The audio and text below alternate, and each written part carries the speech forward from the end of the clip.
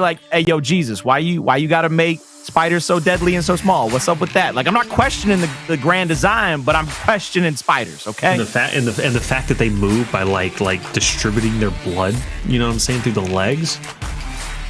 Talk about like just, I'm cringing, you know what I'm saying? But that's a real thing. That's scientifically backed up and proven. That's why whenever they die, they end up shriveling up because they can't redistribute the blood. Craziness. And right now, shriveling up is going to be Xploidz.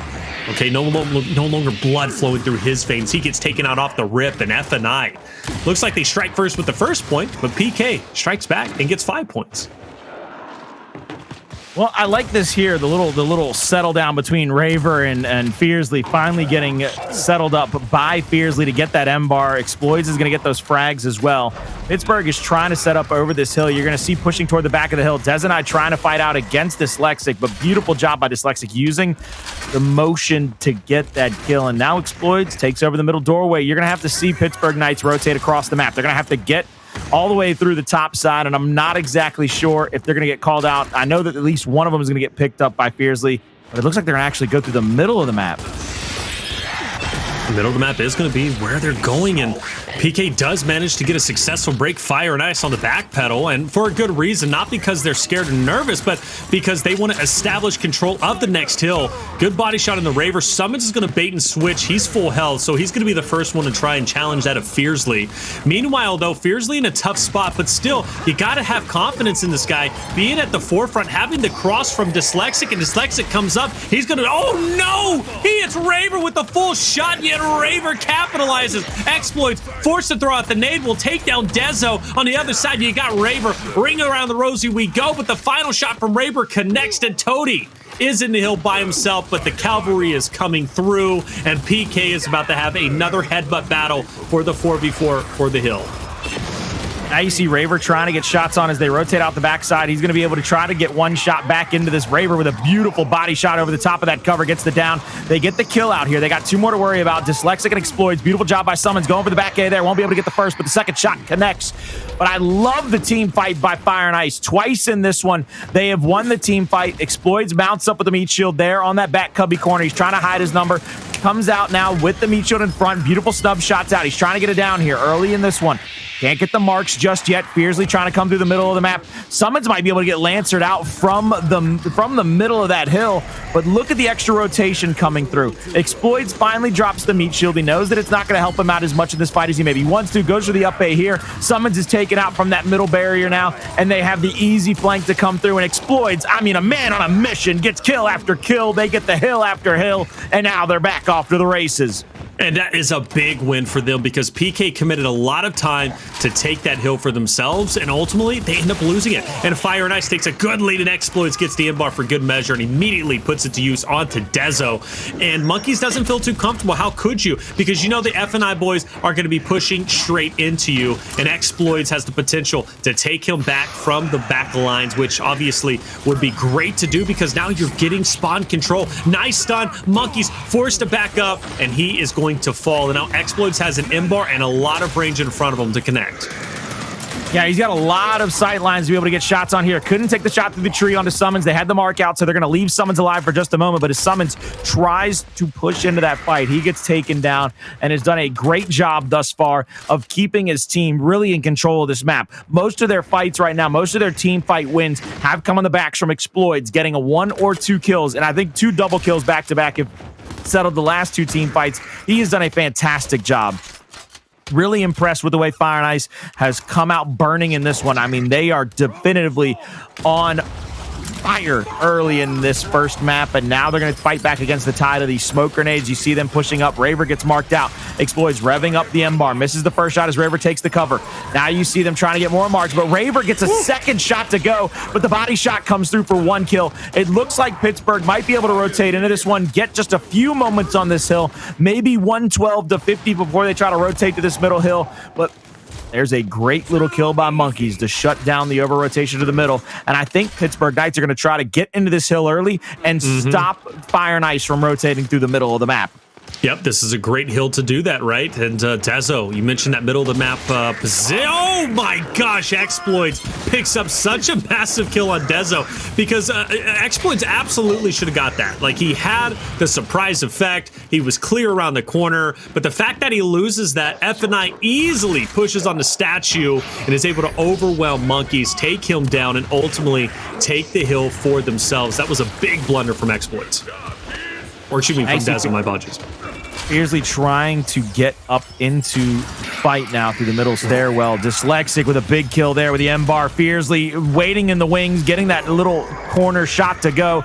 Raver first up A around the corner, won't get the down, but there's the extra rotation in. And once again, Fire and Ice's rotations here in this map and the way they've been taking these team fights have just been a little bit too much for the Pittsburgh Knights to overcome. Beautiful little kill there by Sumuns. Might be able to slow this down and settle it down for just a moment. Smokes are out. The M-bar is going to get reloaded. Active in the hands. Now trying to get shots on. First mark out. Won't be able to get a shot. Little mistime there on the second trigger pull. Won't be able to get it forward. Ooh. Beautiful body shot into the backside. Raver will have to sit down. They're staying in the area, making sure if the revive needs to be there, they can get it to go. 30 seconds left in this hill, and the longer it stays neutralized, the better for the Fire and Ice boys because they're going to be able to rotate through the middle of the map, maybe even go over to that next hill position. But Monkyz is coming up here, and I think Monkyz needs to slow his roll because they might be able to take over this not only respawn position, but get the rest of this hill as well. Oh, Monkyz forced down onto the ground. Team pickup potential is going to be there, though, as PK moves up. But either way, Fire and Ice has a very, very good lead at this point. They've got to be feeling very comfortable. I don't know how the rest of this is going to play out, but they keep bashing heads. And at this point, I mean, you got to assume FNI is just feeling, I don't know, they're just hitting their shots. They're looking a lot cleaner. They're feeling better, it seems. They're even getting shots off and kills where they shouldn't be getting them. Prime example, that Dezo kill that Xploidz was able to pick up earlier. Monkyz picks up a two-piece, though. This is going to be great for getting onto the hill. Toti's the only one in here for FNI, and he's going to be on all fours. So at this point, PK, this is your chance to catch up. PK has to get a lot of these points, though. I mean, they're going to have to get the majority of them to even get up over 100, try to get it even within 50 or 60 points. This is a long time to wait. There's going to be at least one defensive stand here. Sumuns takes over the back cubby corner of that hill. He's ensuring the close spawn, and Raver's going to get pushed out of this middle hallway for just a moment.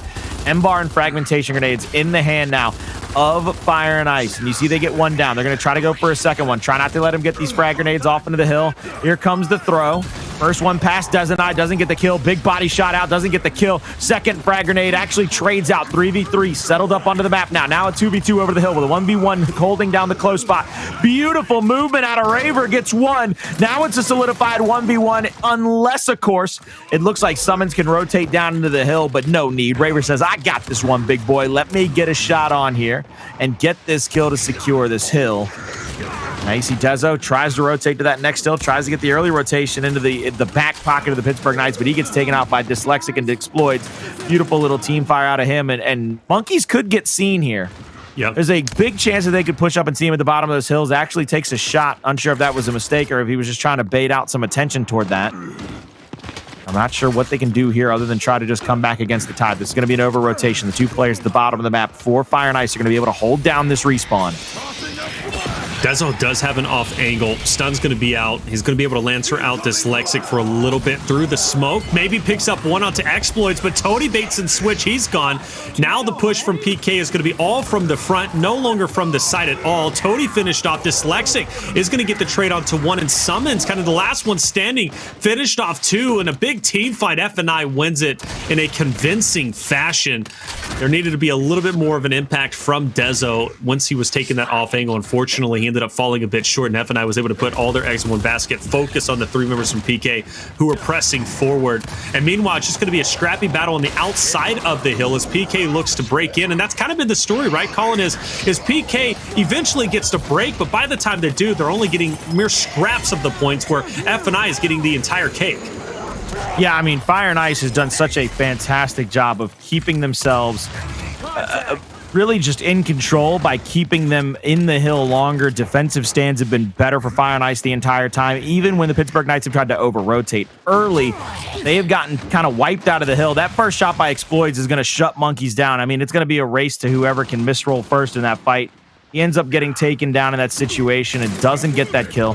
Now it looks like they're going to get another down here onto Raver. So even though they have control over this top of the stairwell, 2 players mounted up here are going to be able to shut down any retake toward that mid-rose garden. Dyslexic is going to take the hop and drop over the cover. Now Xploidz has the M-bar on the opposite side. So even if they're not set up entirely over this next hill, they get that right-handed respawn, and they're going to be able to continue to respawn out and pressure toward that next hill. So even if Pittsburgh Knights win this entire one, they've got a hill to kind of fall back on if they can get a kill on Dyslexic or on Dezonide right here. Big elimination potential here for Dezo. Once again, and Dezo's, kind of putting himself in the spots where, quite honestly, he needs to be winning these fights. Unfortunately, he is always in a 1v2 or just a bad position where he's getting lanced out and crossed and then eventually pushed by another from F9.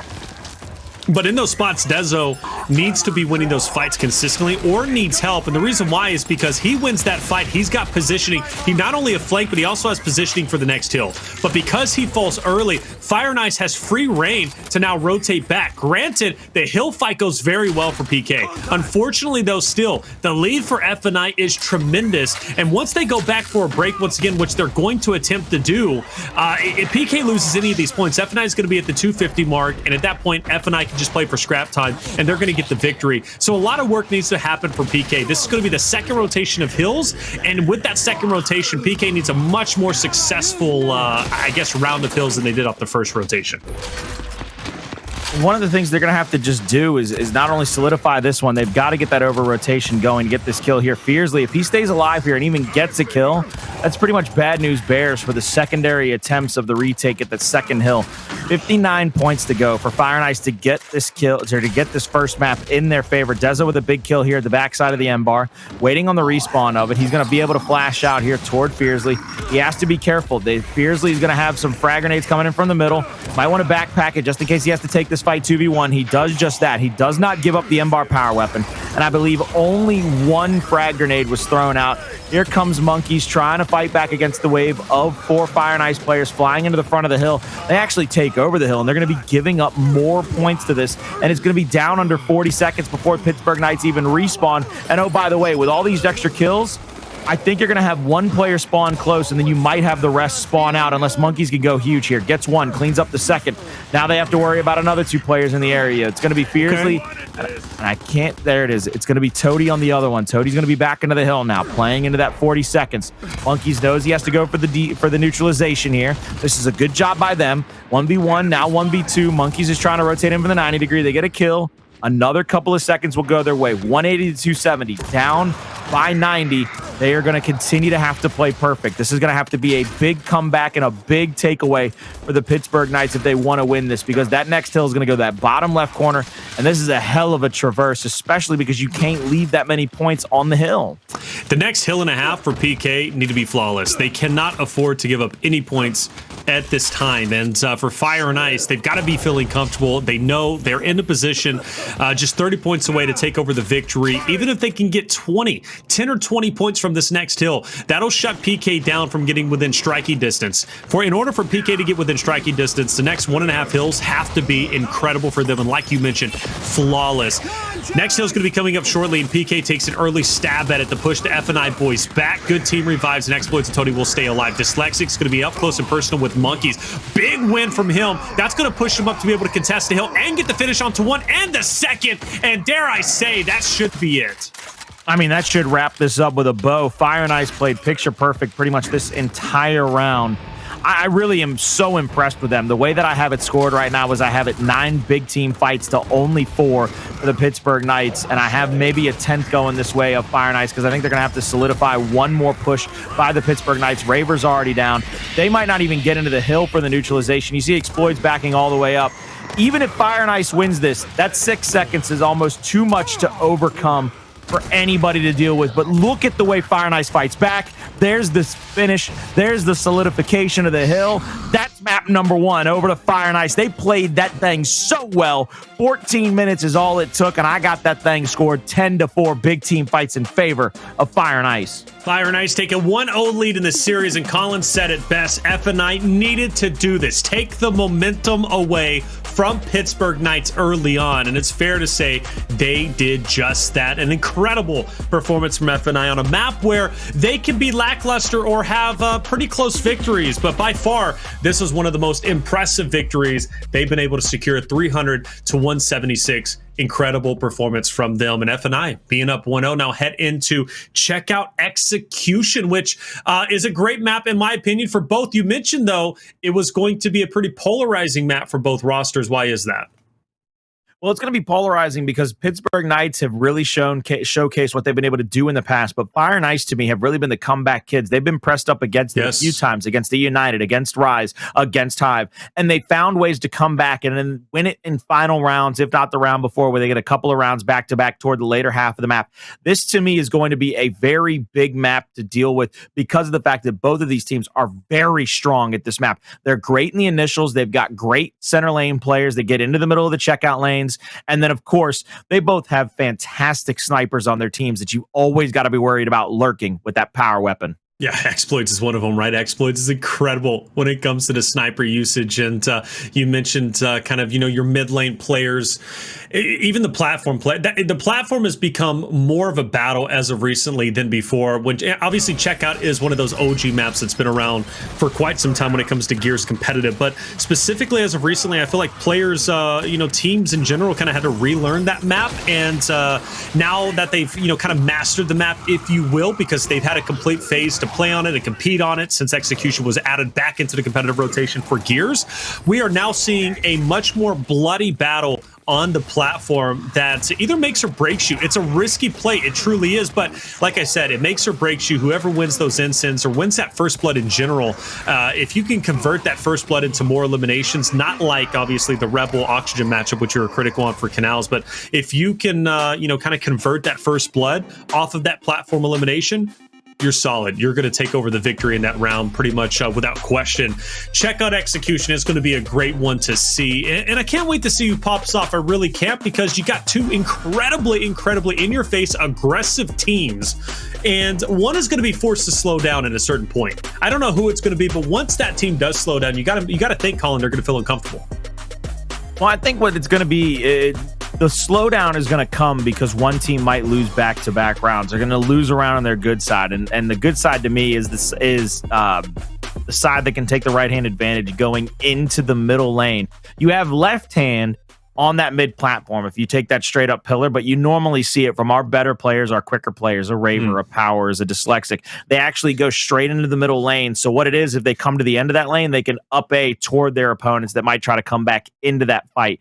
So this to me is going to be a very crucial setup. Who's going to get in there first? Who might cause me to sneeze and possibly have to talk about who's going to win those back-to-back rounds quicker? I think the thing that we got to keep our eyes on is what happens, who's going to be the first team to pull the Lancer, I think. Who's going to be able to Lancer out, get a couple of downs early, because that really, I think that befuddles your opponents a lot. Most people play this map so much, and they're so used to the way it plays, so quick, so fast, so frenetic, over that sniper rifle, the backside of the checkout, that when a team backs up, throws smokes, and then Lancers out, it kind of befuddles them. It's really a dumbfounding situation. They're like, nobody's challenging me at plat. And then somebody's like, well, I'll go get those ensigns. And then they get double Lancer down. Somebody has to run up and try to get a quick shotgun cleanup. Those are the situations to me that really tell the tale of this map. Who's willing to do those extra things? Who's willing to get their hands dirty and really make life happen and make life easier for their teammates? Trying to go back and remember, but for the life of me, I cannot remember the checkout that ended 6-4 on E-Days versus Noble when Fire and Ice was playing them. Do you remember that matchup and kind of what did FNI in? Because I swear to you, I can't. I can't either. Okay, I just don't know. I'm trying my hardest together as like they were playing together as a team really well, and I know they were also not being punished from the flanks. They were flanking quite a bit. At least a couple of rounds, they were able to flank FNI and put them into the blender. That was one of the things that was kind of surprising, if I'm remembering correctly. But they were also consistently losing the plat fight. I don't know. FNI just didn't play that series well at all. They lost 6-4 checkout. They ended up losing, I think, 5-2 on training grounds. They lost district 300 to 73 to Noble. I know Noble played that very, very very well. But I don't know. I just wanted to kind of pick your brain because I just literally, I know we do a lot, so we could not remember. But we'll see. We'll see what, I mean, kind of what did them in, I'm sure, because PK is going to capitalize in much the same way Noble did if F and I maybe bring some of those mistakes to the forefront here. You know, let's just chalk it up to the fact that Cells is a god. I think that's fair. Cells was a god during any days, without question. I mean, he played his absolute butt off here. All right, already. I like that. The little change up here. We're going to get already on board with Xploidz. Flash is going to be out. He's going to go for a quick pick here on the instance.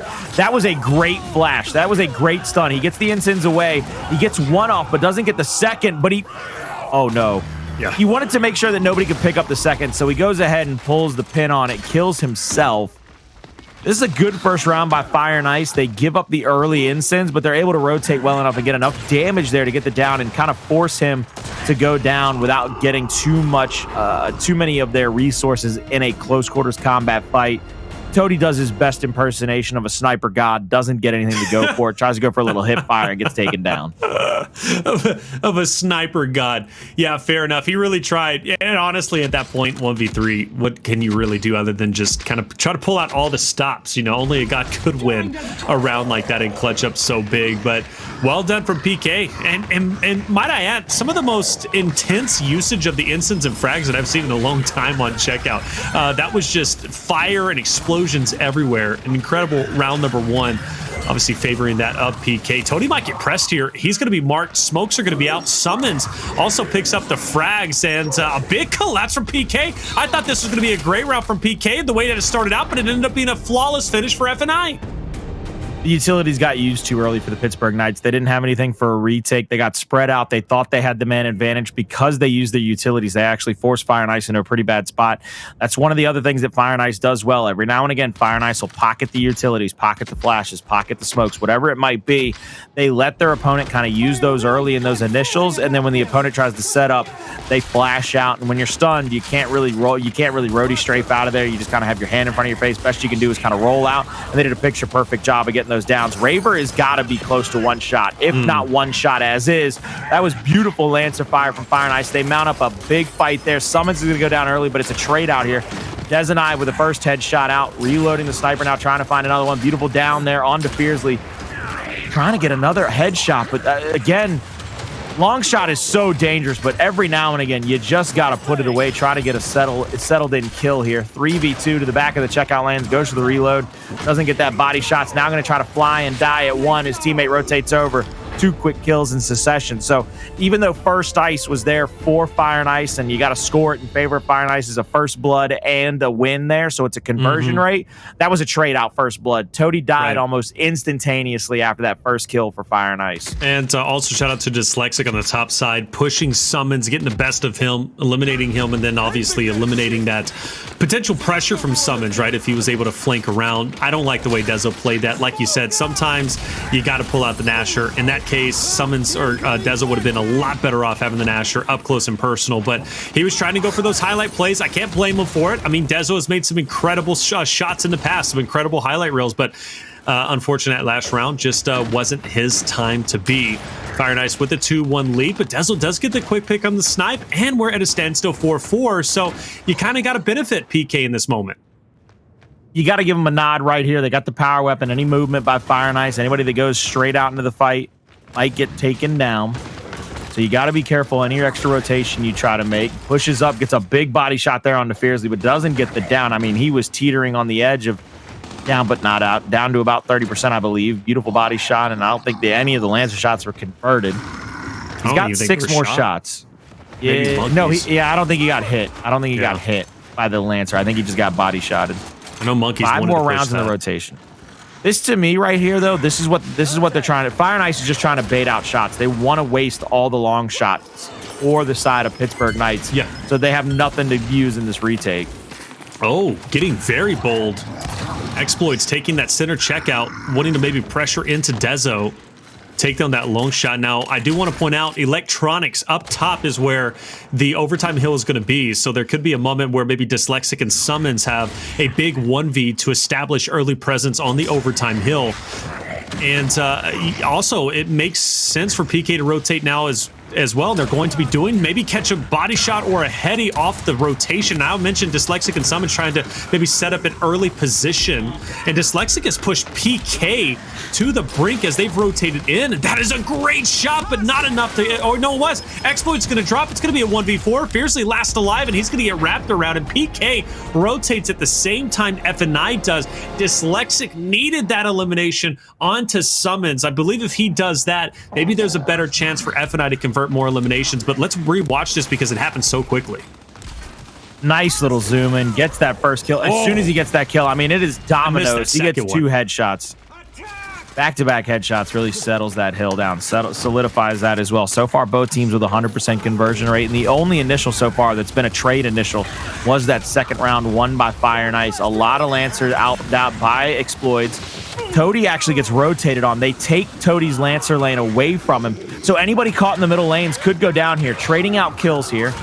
First blood going over to Pittsburgh Knights, though, but they get a second down and a second out. Now they got a chance to go for the revives. It's all going to be down to just Toti in a 3v1. Body shot. Raver pushes forward. Toti takes him down, but 1v2, just not enough. Honestly, not enough space, not enough coverage around that pillar. Eventually, the numbers were going to catch up to him, and they eventually do. PK takes that round. Very well done from them, and I give credit to Dezo. He's been getting that sniper pretty often, not being punished whatsoever, it seems, from FNI. Love to see a little bit more pressure and honestly, an opportunity to maybe Lancer him down if he goes for that quick pick. I know the team fire is going to be in, but maybe if you know there's going to be 2 players down for the snipe, I don't know, focus your numbers for the instants and then use those instants to capitalize on the players going for sniper. But once again, Dezo gets the sniper. FNI, how do they react? Sumuns gets a kill on Fearzly, by the way. Sumuns went on a full flank. Sumuns came across the middle of the map. Xploidz, though, trades back out with Sumuns. So first blood is going to go over to the Pittsburgh Knights, but a beautiful incendiary gets it to be a 3v3 stacked up. Now Xploidz trying to rotate around. Once again, this is that sticky situation. You get body shot by Dezonide. You could find yourself down and getting taken out. Beautiful rotation by Monkyz. Gets the 90-degree onto one player. I believe that was Dyslexic that he got. Excuse me, no, it was Xploidz. He got the 90-degree on.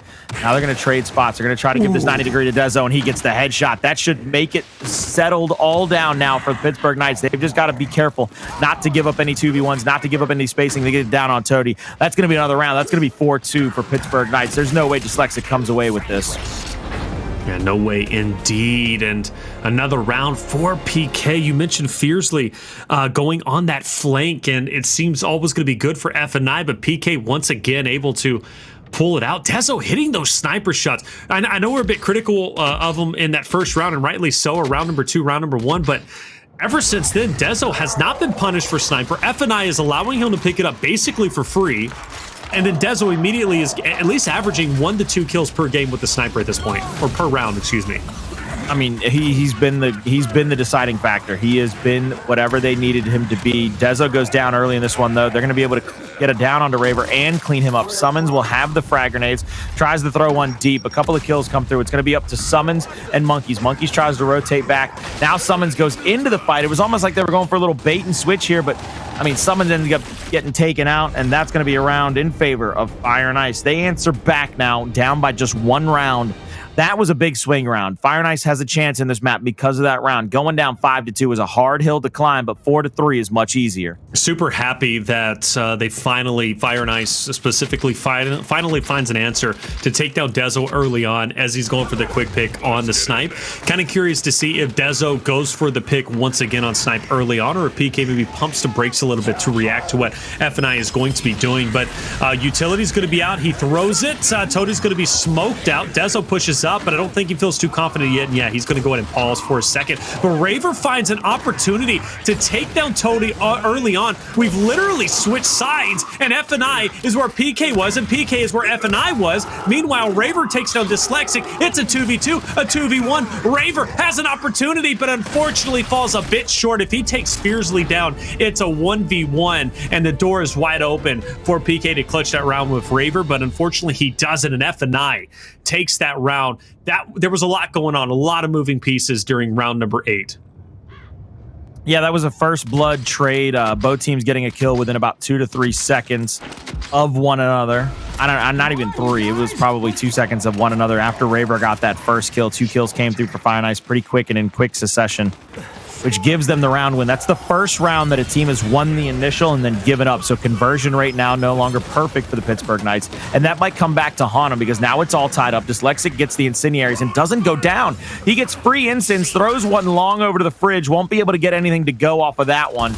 Everybody's going to settle down now, try to get their health back. Monkyz is on the flank here, trying to get in a position to fight back against him. Won't be able to get anything to go just yet. He's going to get tagged up just a little bit here. And they know that they have a mismatch on this side of the map. Dyslexic, oh, what a great job by Dyslexic, holding on to that incendiary, waiting for the extra rotation, the extra bump. No. And then Monkyz with a team kill. Fire and Ice is going to go up 5-4 and be 1 round away from a comeback victory here in map number 2. And this is such a bad collapse from Pittsburgh Knights, who were playing so well during the first 6 rounds. That nade from Monkyz was heartbreaking to see. You still have to favor Fire and Ice, though, even before that team kill comes in. But regardless, though, that kind of put the final nail in the coffin. F&I at map point and an opportunity to lead this series 2-0 has now become a reality. They're going to be coming out of spawn now, trying their best. There's the flash. Good job by Xploidz getting inside that checkout lane. He has the ability to try to pressure up onto Dezo. The down comes through, though. Nobody gets the kill. Going for the body shot. Gets it to go. Won't be able to get the cleanup, though. Toti, though, middle of the map, has, I believe, got a lot of damage out. Trade for the first blood. Xploidz goes down now. 3v1. Toti goes down. That's going to be 5-5. Round 11. Here we come. PK stays alive a little bit longer. Look, it's not really about round 7, 8, and 9. It's about that coveted round 11. Who takes the final one?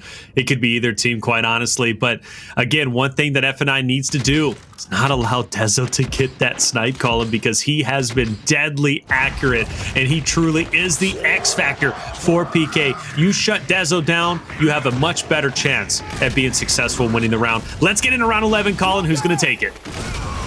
Right now, it's going to be up to who gets into this back alleyway first. Beautiful little utilities out by Fire and Ice, and there's the Wolfpack. They get 3 people in the middle lane, now 4. Toti gets the pickup on the sniper rifle. 2 players left for the boys of Pittsburgh Knights. Down quick, fast, and in a hurry, and a headshot to finish it off. That's going to be 6-5. They knew what the game plan was. They were going to send everybody and a grandmama to that sniper rifle, and they were going to fight over it. And Fire and Ice, perfect utility placement. They get double stuns in the mid lane of the checkout, keeping both players from Pittsburgh Knights off kilter. My God, we're going to find out who can come away with this series right after this quick commercial break. Welcome back, ladies and gentlemen, to day 4 of the Gears Pro League. I'm Taylor Reflections, though. We're joined by Colin Crow Clark, and my heart breaks for Dezo. I mean, he played so well. The snipes were hitting true. You pointed out a stat. Actually, I'm going to let you break it down, because you were the one taking the stats, and one of them was very telling. 5 out of the 6 rounds. Granted, we only played 11. 5 out of the 6 rounds, Pittsburgh Knights won the initial, got the first blood kill. They won it 6 times. They got the first blood 6 times out of 11 rounds, but they only converted the round 5 times, Taylor. So what one round they didn't convert is the round they needed.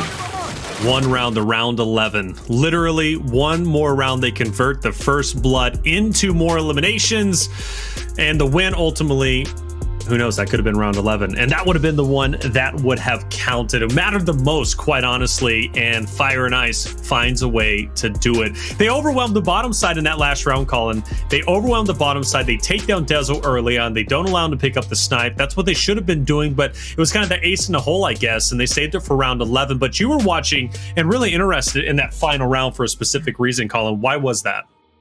Very interested in that final round. Fire and Ice did it twice. They did it in round 2 and round 11, where they saved their utilities. They allowed the Pittsburgh Knights to throw those flashes early, to throw their smokes out. Whatever utility grenades they were going to use, they allowed them to throw them early on 2 rounds, 2 and 11. And in round 11, they dropped 2 flashes into the lap of 2 different Pittsburgh Knights players. They could do nothing. There is no button input you could do to save your life at that point. It wouldn't have mattered if they'd have called on the genie himself. They'd have rubbed a magic lamp and he just said, "Sorry, brother," and then you'd have gotten shot. Who is the magic lamp? Who would you? Well, no, never mind. Will Smith or Robin Williams? That's the only question. Just the way that I was going to phrase that was not going to be good. Okay, so who would I? Wait a minute. Exactly. So I didn't want to go down that lane, even though it was an innocent question. I find a way.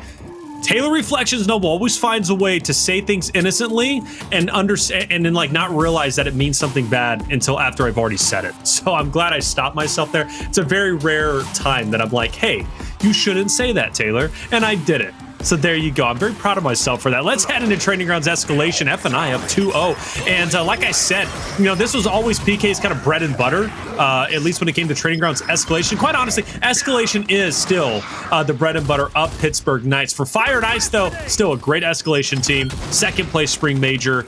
But will they be enough, or can they, in fact, be enough as a team to beat them, Pittsburgh Knights, on Training Grounds? I don't know. They lost to Noble 5-2 on this map. One of the reasons why is because they were losing this overlooked fight, and just time in and time out, they were getting destroyed. Can they fix their mistakes? Well, off of round one, it seems no. Not right now. They lose the overlook fight. Pittsburgh Knights are threatening the home hill stretch, but oh my God, Sumuns is shut down. Dezo shut down. Sumuns is all by his lonesome. Beautiful job to kind of play the bait game. He was trying to get him to the hill, wait for the decap, and then pushed up, goes for the wrap shot. Toti gets that first down and kill. And now they're back off to the races to try to get over here to this mid neutral. They stop the triple cap domination, and Toti gets another kill.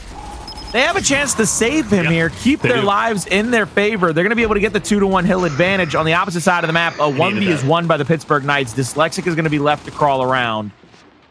I don't think anybody can make it over to him, and you see now the rotation from Sumuns possibly challenging the 1v, but now Sumuns might go to the overlook and try to find a little answer angle. But look at that. Dezo comes through the middle stairwell, gets another kill. This should be able to go back over into the favor of the Pittsburgh Knights. So Toti sees Dezo coming on his flank, so he then proceeds to push into Monkyz, and he wanted to try and take down Monkyz, have the height. Oh my gosh. So Monkyz already with the execution. The first one, the dance, is normally the team to lose. So I hope the curse doesn't remain true for Monkyz after that. PK, I hope you win this. PK is going to try their damnedest to win it. They're up by 30 points here. They've got to hold on to this for about 30 seconds to really make it damn near impossible for them to come back without having a major collapse.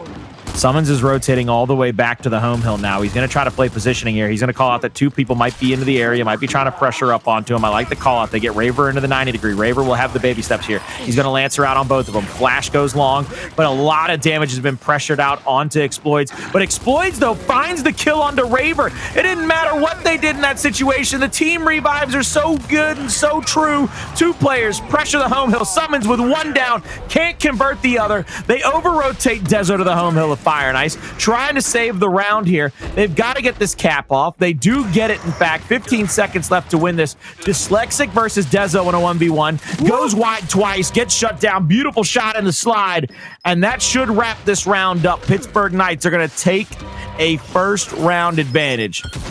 But don't say that Fire and Ice didn't have their moments, Colin. They had their moments, and they just about took the bull by the horns in almost the round. In fact, 3 minutes even.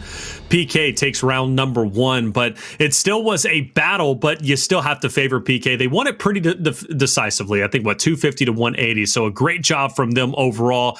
And we'll get to see the Boltox placed on Monument and Depot, unless F&I places something down in Overlook, which, they've been pretty keen on as of recently. And speaking of which, they're going to place the long shot down low. This is something they've been trying as of recently, and it hasn't always worked. Prime example, E-Days against Noble. In fact, it ended up biting them in the butt. They didn't even get the long shot at all, and even when they did, Noble didn't even care, and they were able to capitalize over F&I. It could be the same thing here against PK. Remember on Harbor, when F&I off the start would place the M-bar down and try and give it to Xploidz?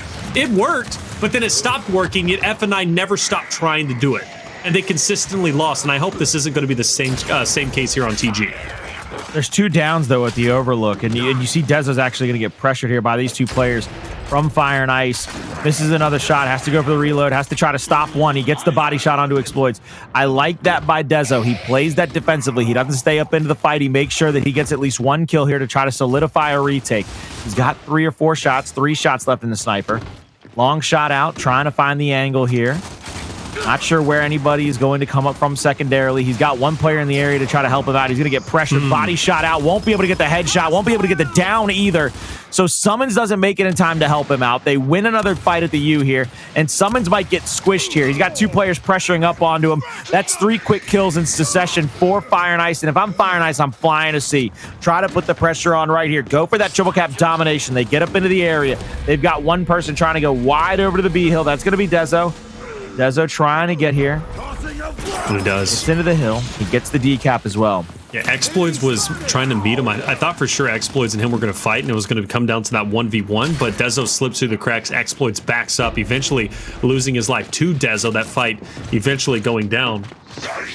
And PK spreads themselves out, not only from mid-map, but also to their own home hill. Player 6 is going to try and stick it. That is going to be Dyslexic. He's going to manage to get the down onto 1. Brings it to a 1v. And Sumuns is also getting crossed. Sumuns gets the elimination onto Dyslexic, but will he get out of live? Yes, he does. Toti forced to back off and meet Monkyz head on. And PK takes the 2-1 back in their favor, but they don't have the win condition. But Dezo runs through Xploidz, and dare I say, maybe potentially a domination. I mean, at this point, Dezo just needs to stay alive, and the rest of the PK cavalry is going to be here shortly. No, they win the fight there in the middle of the overlook. That is without a doubt a Toti round. No matter what Raver does here, unless he kills everybody and somehow gets some kind of a King Raven kill streak, it ain't gonna matter much. 227 and counting. But you see on the opposite side of the map, Toti's getting the home hill of the Pittsburgh Knights in their favor, and they're getting their own home hill back. That's gonna bring it down to 10 seconds, and before you know it, it's gonna be in single digits, hitting him with the "you thought" right there at the home hill. He said, not gonna happen, baby. This is gonna be 1-1 going into round 3.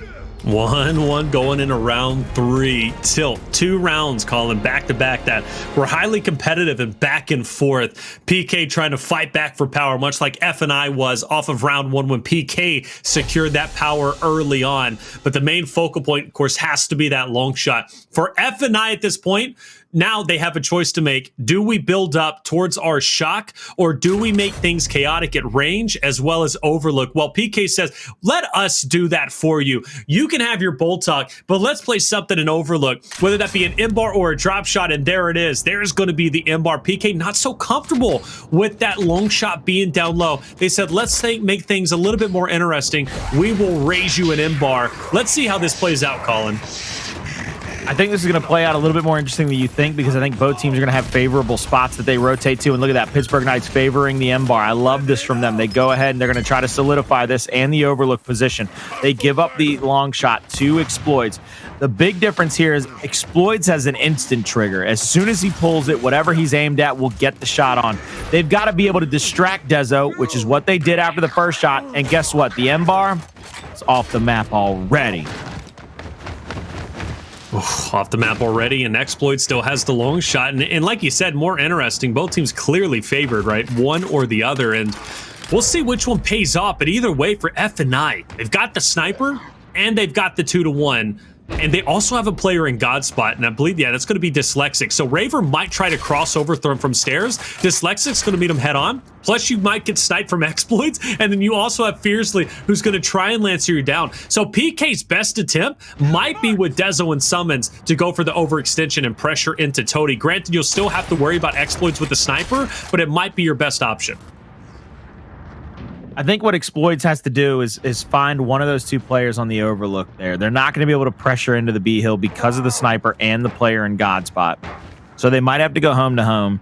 So really at this point, he's just going to have to find a body shot, maybe even a headshot if he's lucky on one of those players. I think they're waiting for another M-bar. That's what they're trying to get back into their hands, get another M-bar in their hands and try to get a retake there. Dezo goes down, picked up damn near instantly, pushing through these stairs.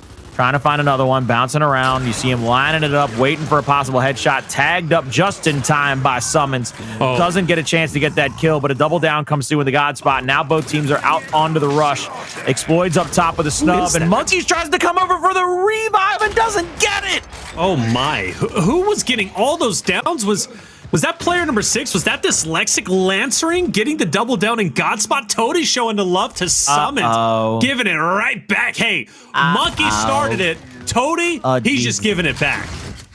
Oh my God. And like I said, if you're gonna be a first team to show love, you better win. Chad loves saying that. If you're gonna be the first one to dance, The curse is real. You might end up losing.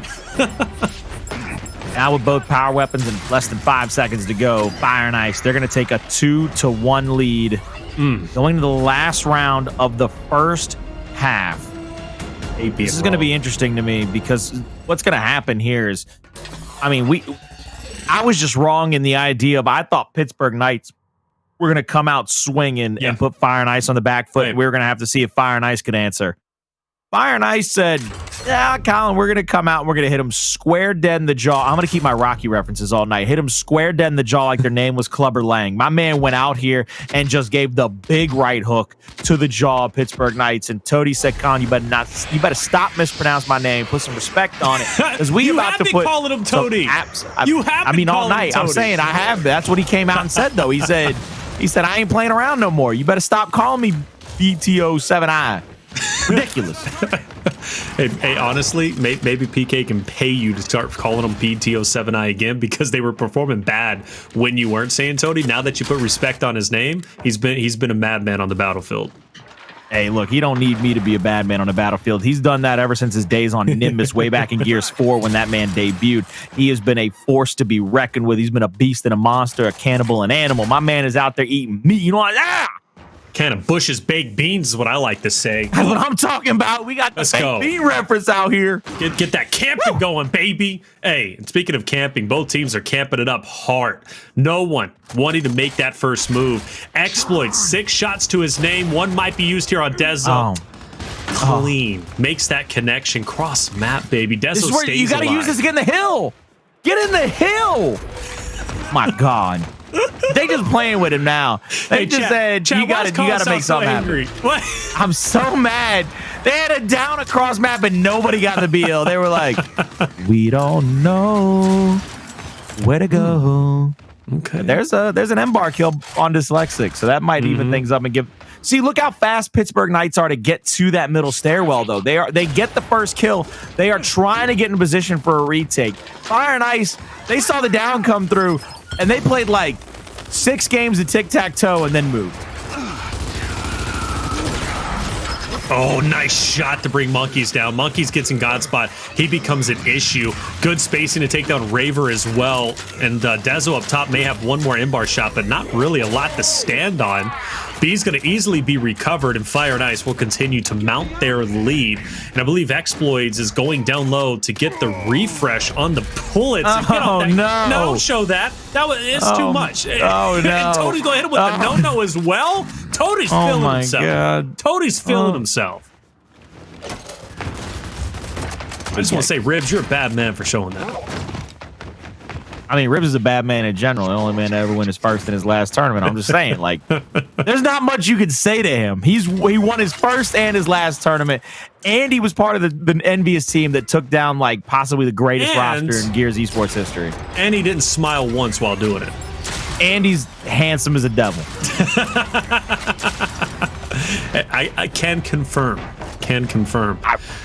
Even if you denied it, I'd have called you a damn liar. 3-1. Fire and Ice dominating Pittsburgh Knights here at map 3. Things are getting scary, aren't they? Things are getting scary. Back to more important things. How handsome is Ribs? Huh? I said back to more important things. Back to more important. My guy is looking good. Looking like a bag of potato chips. Me? It'd be a bag of salt and vinegar potato chips, right? I love salt and vinegar potato chips. Salt and vinegar, it ain't bad. It ain't nothing to scoff at. It's not bad. It's not bad enough to cook out. I'd be a bag. Chips. I'm a bag of spicy chicharrones. See, then you're a good-looking guy too. Look, I like to give people heartburn. You know what I'm saying? They're so disgusted by some of the crap that comes out of my mouth. They're like, nope, can't stomach that. I'm a bag of Cool Ranch Doritos. Everybody likes Cool Ranch. That's what I'm talking about. You know what I'm saying? Yeah, you go to Taco Bell. That ain't a bad choice. You pull yourself a Cool Ranch Dorito Locos Tacos. You live in life. Dezo picks up the M-bar like he's been doing. Oh, whoa! Dyslexic stays up after getting hit with an absolute apartment complex. Can anything bring the man down? He took a full M-bar shot to the chest and said, I'm all right. I'm okay. It only hurts when I breathe. It's only a flesh wound. That's right. I like the home-to-home stretch for Fire and Ice, though. They win the sniper, and they basically invested one player over to the M-bar to delay it and stop them from getting the quick over-rotation to give them a chance to over-rotate toward the home-to-home stretch. Now they're going to try to use Xploidz to just get downs, get shots across the map to stop them from getting back into the hill. Any misrolls could find yourself down and dead. The only player Xploidz really has to worry about is Dezonide with the M-bar. Toti is, that is dangerous. Oh, headshot. Oh, yep. His hands are shaking. Go for another one. Gotta leave that up to Toti, though. Oh, he wants it. Dezo's dancing around. Dezo's no longer dancing around. Dyslexic brings it. I'm gonna be honest with you. I think you can call it. I think Fire and Ice is winning this series 3-0. Man, you already... Oh, my God. Yo, wait a minute. So is the Reflections curse true for the Pittsburgh Knights and Vanquish? Okay, first and foremost, you stop. You stop. Team Case is my favorite team because Team Case, so social media manager, gave me some love and was like, hey, man, we love when you pick us. And I said, that brought a tear to my eye. I said, man, no social media manager has ever been so nice to me. Other than, now, EU's coming around. EU United's coming around. Social media manager's coming around. He's being nice to me all of a sudden. I like him. I love EU United. But when it comes to PK, I'm not a curse. What? Come on.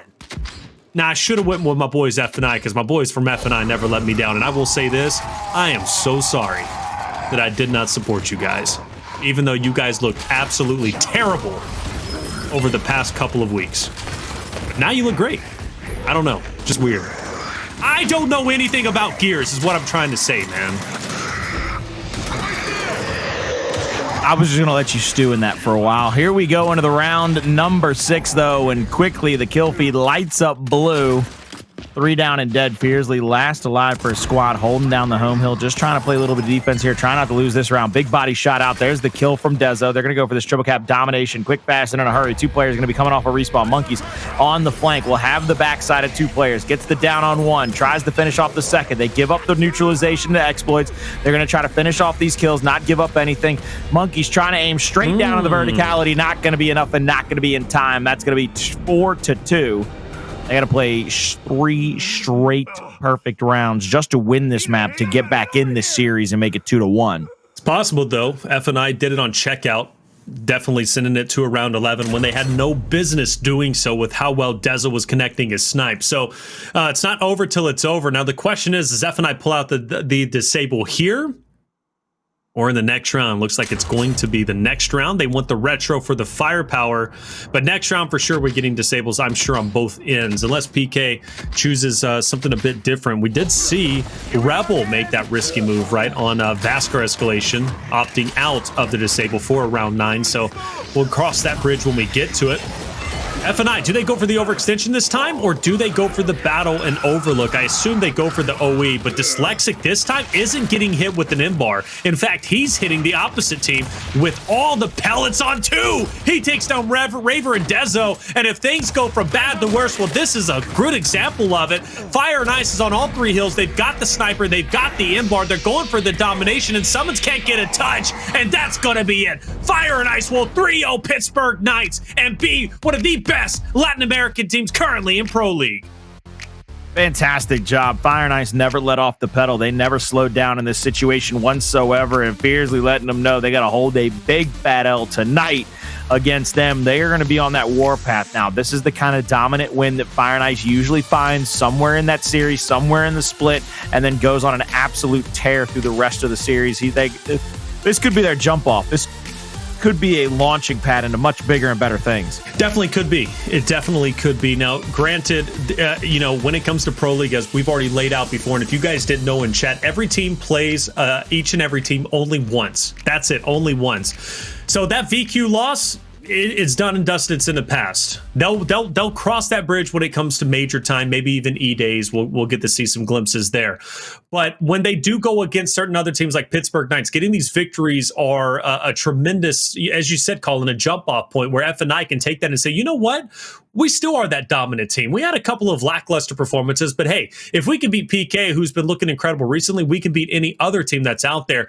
Speak of which, F&I still has yet to play EU United, right? Which is going to be another great matchup in the future. I don't know when it's going to be coming up, but eventually it's bound to happen. But for PK to take a 3-0 loss in the way they took it, it's almost the same thing where I was saying when FNI lost to VQ, they lost 3-1. I expect VQ to beat FNI just like FNI can beat VQ. But the fact that VQ beat FNI in an absolute slaughter, it's much the same here. PK, outside of checkout, got slaughtered on the first control on Regency and here on Escalation. And that's very telling. It shows that certain areas that used to be the absolute strong point of the Pittsburgh Knights are now some of the weaker points. It's true. Yeah. It really shows that the weakness of the Pittsburgh Knights to me right now is their team fire. It was the thing that won them the game against Vanquish, where they were able to get fights that they wanted. Fire and Ice absolutely dictated the pacing of all three of these games. They did not let the Pittsburgh Knights get a couple of sneak kills. They didn't let them wolf pack. They kept Pittsburgh Knights on the back foot